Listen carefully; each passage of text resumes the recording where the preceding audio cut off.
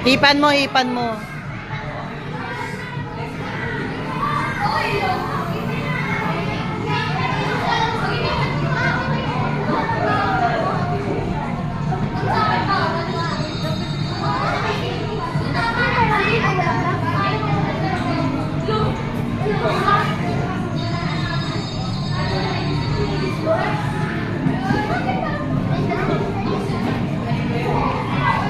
Lakas mo, lakas.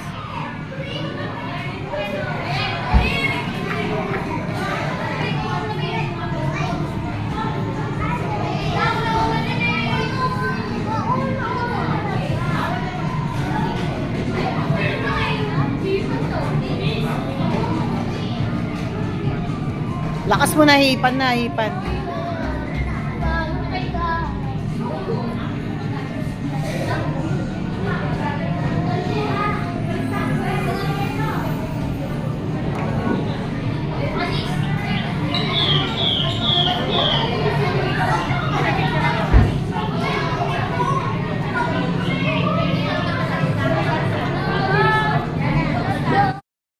You heard it right? 4.8 billion pesos. Even is here, eyebrows and mustache are carefully blended white by white. So later on students, again, magkakaroon po tayo ng quiz. And kung sino po nakakasagot sa akin ng tama, bibigyan ko ng chance na magkaroon ng solid picture here beside Dr. Albert Einstein.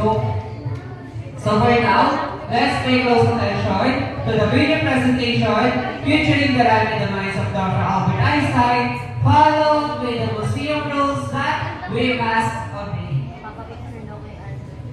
Hello, explorers. Welcome to Science Expedition. I am Dr. Albert Einstein, and this is my story. Albert Einstein was born in Germany on the 14th of March, 1879. From a young age, he possessed a curious and inquisitive spirit. Starting to speak late made him stand out, while his passion for solving the mysteries of the universe made him